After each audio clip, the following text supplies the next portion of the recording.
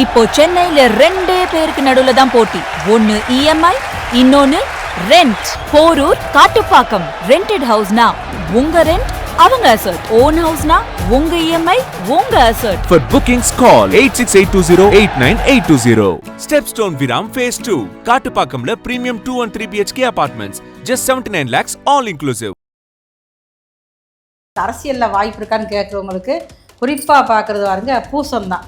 அந்த பூசத்துல ஒரு கிரகம் இருந்தாலே அவங்க அரசியலுக்குள்ள வந்துருவாங்க. மக்கள் மத்திய நல்ல ஒரு செல்வாக்கு, ஒரு மதிப்பு இருக்கத்தான் செய்யும். அதே நிலைமை தான் இப்போ வந்து நம்முடைய முதலமைச்சருக்கு இருக்குது. சிறு வயசுல இருந்தே பாருங்க ஒவ்வொரு கேரக்டர் உருவாக்கியே வந்திருக்காரு. அப்ப எல்லாமே ஒரு கஷ்டப்பட்டு தான் வந்திருக்காரு. எதுவுமே அவருக்கு வந்து சுகமா எதுவுமே கிடைக்கல. இப்ப விருச்சிக லக்னனாலும் அப்படித்தான், அதே மாதிரி கடகராசினாலும் அப்படித்தான். இவங்க ஒருத்தவங்க மேல அன்பு வச்சுட்டாங்கன்னா அந்த அன்புக்காக என்னன்னாலும் செய்யக்கூடியவங்க தான். இப்ப இவங்களுக்கு வந்து என்னதான் ஒரு முரண்பாடு, ஒரு கருத்து வேறுபாடுகள் எது வந்தாலுமே அனைத்தையும் தாண்டி ஒரு வெற்றி பெறக்கூடிய அமைப்பு தான் நம்முடைய முதலமைச்சருக்கு இருக்குது. சந்திரன்கூடியே இந்த குரு பகவான் 6ஆம் இடத்துக்கார் இருந்ததுனால தான் தேவையில்லாத ஒரு அவப்பேர். யாருமே வந்து தன்னுடைய இல்லற வாழ்க்கையை பற்றி எங்கேயும் விமர்சனமே பண்ணக்கூடாது. ஆனால் அப்படி ஒரு வார்த்தை வந்து இப்போ அவரை பற்றி வந்துட்டு வச்சிங்களா, அதெல்லாம் பாருங்கள். இந்த 6ஆம் அதிபதியே வந்து சந்திரன் கூட சேர்ந்துருக்கிறப்ப தான். இப்போ அவருடைய அரசியல் பண்ணி எப்படி கேட்டிங்கன்னா, அவருக்கு வந்து 2027 மார்ச்சுக்கு அப்புறம் அவருடைய அரசியல் பயணம் ரொம்ப வந்து வெற்றியாக இருக்கும். அடுத்த கட்டத்தில் வரக்கூடிய அந்த முதலமைச்சருடைய ஒரு இதுக்கு வர்றது கூட அவருக்கு வந்து வாய்ப்பு அதிகமாக இருக்கு. யார் மனசையும் வந்து வெளிப்படையாக தனிப்பட்டவர்கள் யாரையுமே காயப்படுத்த மாட்டார். தனக்குன்னு ஒரு பிரச்சனை வந்தால் மட்டும்தான் அவருடைய கோபங்கள் அதிகமாகும். திருவோண நட்சத்திரக்காரங்க ஒரு இடத்துல ஒரு ஊரில் இருந்தாலே பாருங்க அந்த சுற்றுலா இருக்கிறவங்க எல்லாமே அவங்களுக்கு அடிமையாக இருப்பாங்க. ஏன் அப்படின்னா ஓடி போய் உதவி செய்யக்கூடிய மனப்பான்மை ரொம்ப அவங்களுக்கு அதிகமாக இருக்கும். திருமணம் அப்படிங்கிறப்ப வந்து அதோட டிஎன்ஏ வந்து சுக்கிரன் டிஎன்ஏ. இவங்களுக்கு எல்லாமே பாருங்க திருமணத்தில் பிரச்சனைகள் கொடுத்துக்கிட்டே தான் இருக்கும். உன்னை திருமணத்தில் அதிகமாக வந்து நாட்டம் இல்லாமல் இருக்கிறது. அப்போ தன்னுடைய முயற்சி என்ன, தன்னுடைய இலக்கு என்ன, அதை நோக்கி தான் அவருடைய பயணம் வந்து இருக்கும். எத்தனை பேர் எதுதான் தவறமாக வதந்தியெல்லாம் பேசினாலும் இவங்க அதை பற்றி கவலையே பட மாட்டாங்க. நான் என் மனசுக்கு நேர்மையாக இருக்கேன், என்னுடைய ஃபேமிலிக்கு நேர்மையாக இருக்கேன், அதுவே எனக்கு போதும் அப்படிங்கிற மாதிரி உள்ளவங்க தான் அந்த தன்னம்பிக்கை அதிகமாக உள்ளவங்க. பேரும் 6 முதல் 60% வரை ஆடி தள்ளுபடியுடன் சூப்பர் சரவணா ஸ்டோர்ஸ், சென்னை, மதுரை, கோவை.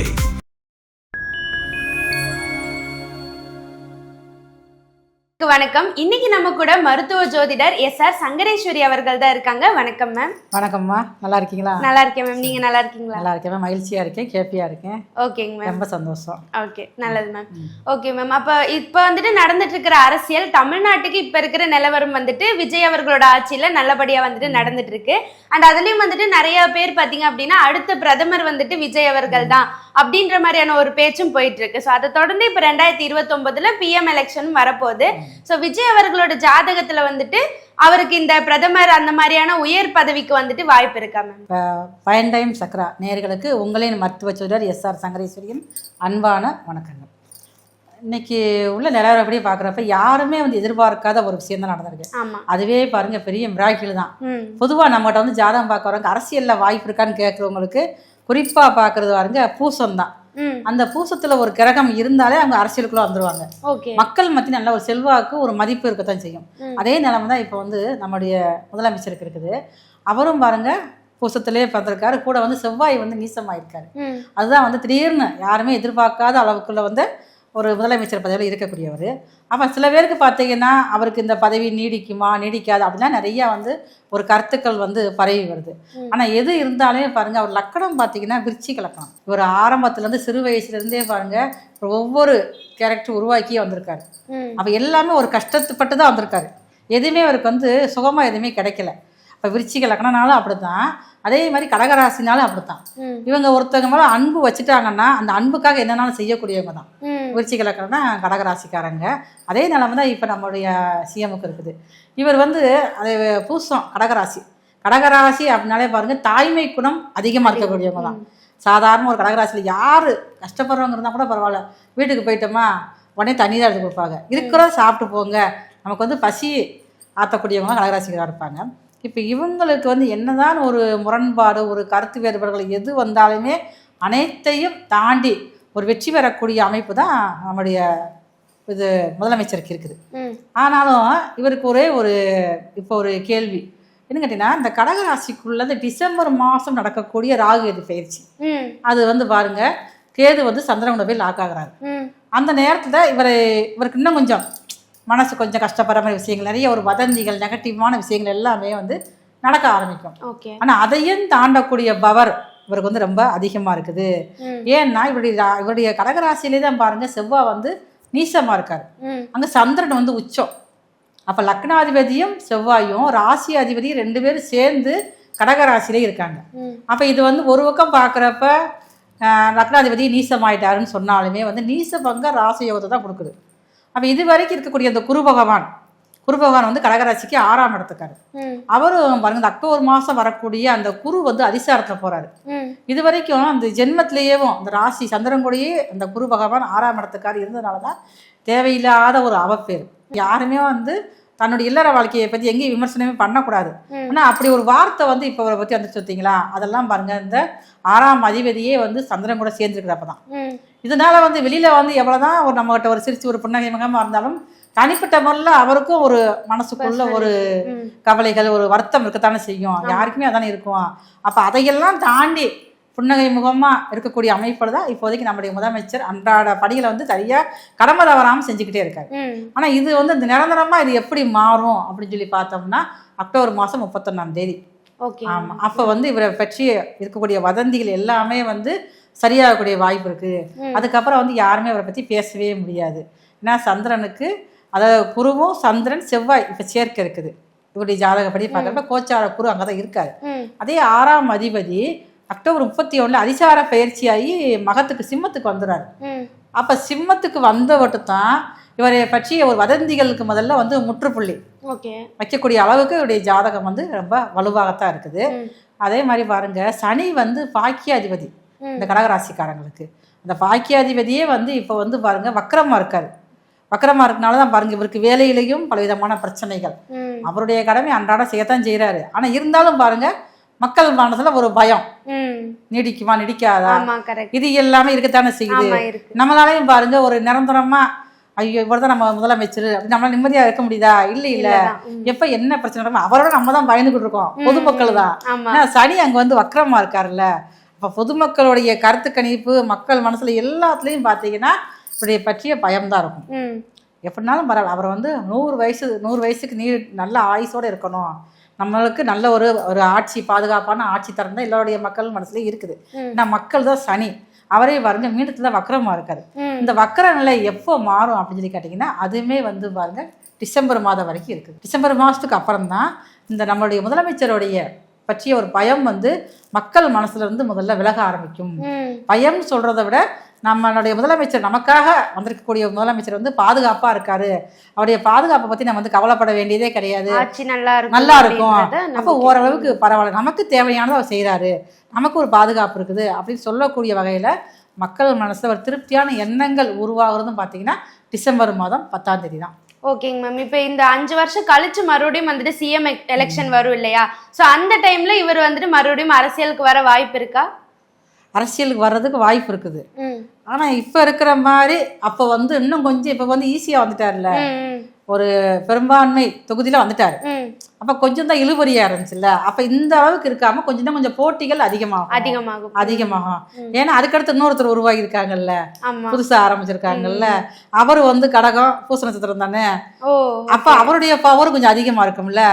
ஆனா இருந்தாலும் 2 பேரும் நம்மளுடைய மக்களுடைய மனசுல இப்ப இருக்கிற ஆசை என்னன்னா 2 பேரும் சேர்ந்தா நல்லா இருக்குமே அப்படி எதிர்பார்ப்பது எல்லாத்தையுமே இருக்குது. நம்மளுடைய ஆசை அதுதான். 2 பேரும் சேர்ந்து இருந்து நமக்கு ஒரு ஆட்சி அமைப்பு கொடுத்தாங்கன்னா நமக்கு இன்னும் கொஞ்சம் நம்ம எதிர்காலத்துக்கு நம்மளுடைய சந்ததியை பற்றி கவலைகள் இல்லாம இருக்கலாம். இப்ப இவர் வந்தோடனே பாருங்களேன், ஃபர்ஸ்ட் வந்து போதை பொருளுக்கு தான் முக்கியத்துவம் கொடுத்தாங்க. ஏன்னா கடகராசினாலே பாருங்க அது காலபுருஷனுக்கு 4ஆம் இடம். அப்ப இந்த காலபுருஷன் 4ஆம் இடத்துல பிறந்தவரான இவருக்கு தான் மக்களுடைய உள்ளுணர்வை புரிஞ்சுக்கிற முடியும். 4ஆம் இடம் அப்படிங்கிறது அவ்வளவு ஈஸியா வந்து நிறைய பேருக்கு பார்த்தீங்கன்னா ஒரு நல்ல ஒரு வாழ்க்கை முறைகள் அமையாது. அதே மாதிரிதான் இப்ப இவருக்குமே கொஞ்சம் நல்ல ஒரு வாழ்க்கை எல்லாமே அமைஞ்சாலும் அதுவே ஒரு அதந்தியா மாறிடுச்சுல, கொஞ்சம் நிறைய பிரச்சனை கொடுத்துட்டு தானே இருக்குது. இப்ப எல்லாமே பாருங்களேன், உங்களுக்கு இந்த மாதிரி பிரச்சனைகள் எல்லாம் குறையிறதுக்குமே பாருங்க அக்டோபர் மாதம் 31க்கு அப்புறம் எல்லாமே மறைஞ்சிரும். ஆமா, இவர் வந்து எதுக்காக அந்த மாணவர்களுக்கு ஒரு முக்கியத்துவம் கொடுக்காருன்னா இந்த காலபுருஷன் 4ஆம் இடமான கடகராசியில தான் அதிகமான போதை மதுவுக்கு ஒரு அடிபணியக்கூடிய அளவுல சின்ன பிள்ளைங்க இப்போ ஒரு 5ஆம் படிக்கிறது ஒரு 10ஆம் படிக்கக்குள்ளேயே அந்த பிள்ளைகள் தான் பாருங்க ஒண்ணுமே புரியாத வயசு வேற. ஹார்மோன் இம்பேலன்ஸ் அப்பதான் ஆரம்பிக்கும் 13 வயசுலேருந்து ஒரு 18 வயசுக்குள்ள. இப்போ நிறைய நம்மளுடைய தமிழ்நாட்டில் பார்த்தீங்கன்னா அந்த சின்ன குழந்தைங்க தான் 5 படிக்கிற பிள்ளைங்க, ஒரு 9th படிக்கிற பிள்ளைங்க, 10th படிக்கிற பிள்ளைங்க, இது நிறைய வந்து அந்த போதைப் பொருளுக்கு ஆளாகி இருக்குதுங்க. அதைத்தான் முதல்ல இவர் கையில் எடுத்து பாருங்க, போதைப் பொருளை முதல் ஒழிக்கணும் அப்படிங்கிற ஒரு இதை வந்து எடுத்து கொண்டு வந்தார். அதுக்காக நிறைய வந்து கடுமையான சட்டத்திட்டங்கள் கொண்டு வந்து நிறைய இடத்துல கொஞ்சம் அது கொஞ்சம் மறைமுகமாக தான் இருக்க ஒழிச்சு அவ்வளோ தூரம் வரப்பா எதுவுமே இல்லை. கொஞ்சம் அளவுக்கு நம்ம ஓரளவுக்கு 100% இருக்கிற இடத்துல பாருங்க இப்போ வந்து ஒரு 80% குறைஞ்சிருக்கு. இன்னும் கொஞ்சம் முழுமையாக அந்த போதைப் பொருள் ஒழிக்கிறதுக்கு ஒரு கடுமையான முயற்சி எடுத்தாருன்னா நம்ம எல்லாத்துக்கும் ஒரு திருப்தியானதாக இருக்கும். ஓகே மேம், இவரை பத்தி பேசும்போது அதே ராசி அதே நட்சத்திரம் இருக்கக்கூடிய அண்ணாமலை அவர்கள் பத்தி நீங்க சொன்னீங்க. ஸோ அவரோட கட்டத்துல அரசியல் பயணம் வந்துட்டு எந்த மாதிரி இருக்கு? அவருக்கு வந்து பாருங்க அரசியல் எல்லாமே ஒரு நல்ல அமைப்பு தான். இப்போ நம்ம இப்போ இருக்கிற முதலமைச்சருக்கு இருக்கக்கூடிய செல்வாக்கு வந்து அவர் மேலேயும் மக்கள் வச்சிருக்காங்க. அப்படி இருக்கிறப்ப வந்து அவருமே அரசியலுக்கு வந்தால் நல்லா இருக்கும் அப்படிங்கிற எல்லாருடைய மனசுலையுமே ஒரு ஆசை இருக்கத்தான் செய்யுது. இப்போ இவங்க 2 பேருமே வந்தாங்கன்னா ரொம்ப நல்லா இருக்கும், அப்போ நமக்கு ஒரு சிறப்பான ஒரு எதிர்காலம் இருக்கும், எதை பற்றியும் கவலைப்பட வேண்டாம் அப்படிங்கிறதா மக்களுடைய ஒரு இதாக இருக்குது. இப்போ அவருடைய அரசியல் பண்ணி எப்படி கேட்டிங்கன்னா அவருக்கு வந்து 2027 மார்ச்சுக்கு அப்புறம் அவருடைய அரசியல் பயணம் ரொம்ப வந்து வெற்றியாக இருக்கும். அடுத்த கட்டத்தில் வரக்கூடிய அந்த முதலமைச்சருடைய ஒரு இதுக்கு வர்றது கூட அவருக்கு வந்து வாய்ப்பு அதிகமாக இருக்கு. அப்பதான் இவருக்கு அவருக்கும் கொஞ்சம் போட்டிகள் ஆரோக்கியமானதாகத்தான் இருக்கும். அதே மாதிரி பாருங்க இப்ப இவங்களுடைய போட்டிகள் எப்படின்னு தெரியுன்னா நிறைய வந்து ஒரு வல்கரா பேசக்கூடிய அளவுல இருக்காது. இந்த 2 பேத்துக்குமே 2 பேரும் ஒரே ராசி. இப்ப மற்றவங்களுடைய மனசை வந்து காயப்படுத்தாம இருக்க நினைப்பாங்க, அதுதானே மெயின். அது மற்றவங்களுக்கு வராது, மற்ற ராசியில் உள்ளவங்களுக்கு வராது. ஆனா இவர் பாருங்க இவர் அப்படித்தான் வெளிப்படை யாரையுமே காயப்படுத்திருக்காரா? இல்ல. அது மாதிரிதான் பாத்துக்கோங்க அவர் அண்ணாமலை சார் அப்படித்தான். அவரும் இந்த கடகராசி பூச நட்சத்திரம் தான். யார் மனசையும் வந்து வெளிப்படையாக தனிப்பட்ட முறையில் யாரையுமே காயப்படுத்த மாட்டாரு. தனக்குன்னு ஒரு பிரச்சனை வந்தா மட்டும்தான் அவருடைய கோபங்கள் அதிகமாகும். மற்றபடி பொது இடங்கள்லாம் நாகரிகம்லாம் பேசக்கூடிய அமைப்பு வந்து அவருக்கு கிடையாது. கடகராசி அப்படிங்கிறப்ப கொஞ்சம் ஒரு அந்தஸ்து அதிகமாக உள்ளதா வில் பவர் அதிகமாக உள்ள ராசி தான் வந்து. அதனால அடுத்த கட்டத்திற்கு வரக்கூடிய அளவில் அவருக்கும் இவருக்கும் கொஞ்சம் ஒரு போட்டிகள் அதிகமாகக்கூடிய வாய்ப்பு வந்து ரொம்ப அதிகமாகவே இருக்குது. ஓகேங்க மேம். அடுத்ததா வந்துட்டு நடிகை த்ரிஷா அவர்கள் வந்துட்டு ஒரு 10 வருஷம் முன்னாடியே ஒரு பேட்டியில வந்துட்டு எனக்கு சிஎம் ஆகணும் அப்படின்ற மாதிரியான ஒரு விஷயத்த சொல்லியிருக்காங்க. அண்ட் அதுக்கான சில விஷயங்கள் நடக்கிறதாவும் வந்துட்டு நிறைய சர்ச்சைகள் இருக்கு. ஸோ அவங்க அரசியலுக்கு வந்தா அவங்களுக்கு ஒரு வெற்றி இல்லைன்னா ஒரு உயர் பதவி அப்படின்றது இருக்கா? அதாவது அவங்களுடைய ராசி நட்சத்திரம்னு பார்க்குறப்ப திருவோணம் மகர ராசி இருக்கிறதுலே பெஸ்டான ராசி திருவோணமும் மகரமும் தான். ஏன்னா எல்லாத்தையும் பாருங்க தன்னுடைய அது அதிகமான ஒரு அன்பான ஒரு ஆளுமைகள் கொண்டு வரக்கூடியவங்க, பேச்சால் அதிகமாக சாதிக்கக்கூடியவங்க தான் இந்த திருவோண நட்சத்திரக்காரங்க. ஒரு இடத்துல ஒரு ஊர்ல இருந்தாலே பாருங்க அந்த அந்த சுற்றுலா இருக்கிறவங்க எல்லாமே அவங்களுக்கு அடிமையா இருப்பாங்க. ஏன் அப்படின்னா ஓடி போய் உதவி செய்யக்கூடிய மனப்பான்மை ரொம்ப அவங்களுக்கு அதிகமா இருக்கும். 27 நட்சத்திரத்தையும் பாருங்க திருவோணமும் திருவாதிரைக்கு மட்டும்தான் திரு அப்படிங்கிற ஒரு அடையாளம் இருக்கும். அப்படிப்பட்டதுல இந்த திருவோணம் அப்படிங்கிறது பெருமாள் நட்சத்திரம் வேற. இப்ப பெருமாள் எப்படி சிரிச்சுக்கிட்டே பாருங்க அத்தனை பேரையும் காத்துட்டே இருக்காங்கல்ல. அவருடைய சிலைகள் எங்க பார்த்தாலும் எந்த கோயிலையும் பாருங்க புன்னகை முகமாக தான் இருக்கும், மற்ற சாமி மாதிரி இருக்காதுல்ல. அப்படிங்கிற புன்னகை முகமாக இருந்து என்ன ஒரு பிரச்சனை என்ன ஒரு சங்கடங்கள் வந்தாலுமே தன்னுடைய பேச்சால் அனைத்தையும் சமாளிக்கக்கூடிய பக்குவம் அவங்களுக்கு இருக்குது. அதனாலதான் அவருக்கு எத்தனை துன்பங்கள் வந்தாலுமே வந்து அப்போ திருவோணம் அப்படிங்கிறப்ப வந்து அது டிஎன்ஏ வந்து சுக்கிரன் டிஎன்ஏ. இவங்களுக்கு எல்லாமே பாருங்க திருமணத்தில் பிரச்சனைகள் கொடுத்துக்கிட்டே தான் இருக்கும். உன்னை திருமணத்தில் அதிகமாக வந்து நாட்டம் இல்லாமல் இருக்கிறது. அப்போ தன்னுடைய முயற்சி என்ன, தன்னுடைய இலக்கு என்ன, அதை நோக்கி தான் அவருடைய பயணம் வந்து இருக்கும். எத்தனை பேர் எதுதான் தவறமாக வதந்தியெல்லாம் பேசினாலும் இவங்க அதை பற்றி கவலையே பட மாட்டாங்க. நான் என் மனசுக்கு நேர்மையாக இருக்கேன், என்னுடைய ஃபேமிலிக்கு நேர்மையாக இருக்கேன், அதுவே எனக்கு போதும் அப்படிங்கிற மாதிரி உள்ளவங்க தான் அந்த தன்னம்பிக்கை அதிகமாக உள்ளவங்க. பேரே பாருங்க டீல ஆரம்பிக்குது. பல தடைகளையும் தாண்டி முன்னேறக்கூடிய அளவுக்கு தான் அவங்களுடைய ஜாதகமும் இருக்குது. அதனால் அடுத்த கட்டத்துக்கு அவங்களுக்குமே அரசியலுக்குள்ள முழுமையாக என்றாகிறதுக்கு வாய்ப்பு இருக்குது. ஓகேங்க மேம். அப்படி அவங்க அரசியலுக்குள்ள வந்தா இவங்களுக்கு வந்துட்டு இப்ப சினிமா ரீதியா நிறைய ரசிகர்கள் வந்துட்டு இருக்காங்க. சோ அதே வந்துட்டு ஃபேன் பேஸ் அவங்களுக்கு அரசியலும் வந்துட்டு மக்களோட சப்போர்ட் கிடைக்கும். ரொம்ப செல்வாக்கு சனவசியத்துல வந்து பூசம் நட்சத்திரம் ஒரு பக்கம் இருந்தாலுமே திருவோணத்துக்கும் அந்த அளவுக்கு ஈக்குவலான ஒரு மக்களுடைய பவர் வந்து இருக்கும். நிறைய நிறைய பாருங்க ரஜினி சாரும் பாருங்க அவரும் திருவோணம் தான். அப்ப நிறைய நல்ல ஒரு நடிகர்கள் அதே மாதிரி அரசியல்ல செல்வாக்கா இருந்தவங்க எல்லாமே திருவோணத்துல பிறந்திருக்காங்க. ஏன்னா அவங்களுடைய செயல்பாடுகளே வேற மாதிரி இருக்கும். எந்த ஒரு முடிவும் பார்த்தீங்கன்னா எடுத்தவங்க எடுக்க மாட்டாங்க. எல்லாத்தையுமே ஆலோசனை பண்ணி எல்லாத்தையும் புரிஞ்சு அவங்களுக்கு ஏற்ற மாதிரி தான் எடுப்பாங்க. தனக்கு மட்டுமே பயன்படும் அப்படிங்கிற எண்ணம் வந்து இவருக்கு பெரும்பாலும் இருக்காது. சுயநலம் கூட இல்லாதவங்க தான் இந்த திருவோணத்தில் பிறந்த திரிசாமியம். அவங்க வந்து அப்படி பொதுநலமாக இருக்கக்கூடியவங்க தான். தன்னுடைய வாழ்க்கையை பற்றி மட்டும் கவலைப்பட மாட்டாங்க, மற்றவங்களுடைய வாழ்க்கையை பற்றி கவலைப்பட்டு அதற்கான ஒரு சிறந்த ஒரு முடிவுகள் எடுக்கக்கூடியவங்க தான். அவங்களுடைய அரசியல் பிரவேசம் வந்து எல்லாரும் எதிர்பார்க்கக்கூடியது தான். ஓகேங்க மேம். இவங்க வந்துட்டு அரசியலுக்கு வரதா இருந்தா எந்த ஒரு டைம் வந்துட்டு உங்களுக்கு பெஸ்ட்? இவங்க அரசியலுக்கு வரதாக இருந்தாங்கன்னா 2026 டிசம்பர்ல ராகு பயிற்சி நடக்குது. அப்ப அந்த ராகு பயிற்சி முடிஞ்ச உடனே பாருங்க, இது வரைக்கும் ராகு வந்து கும்பத்துல இருக்காரு. அந்த ராகு வந்து அவிட்டத்துக்கு வந்து கரெக்டா பார்த்துக்குங்க திருவோணத்துக்குள்ள வர்றப்பதான் அப்ப 2027 ஒரு ஜூன் மாசம், அந்த மாசத்துல இவங்க அரசியலுக்குள்ள வர்றதுக்கு தானாகவே ஒரு சந்தர்ப்பமும் சூழ்நிலையும் அமைஞ்சிரும். ஓகே.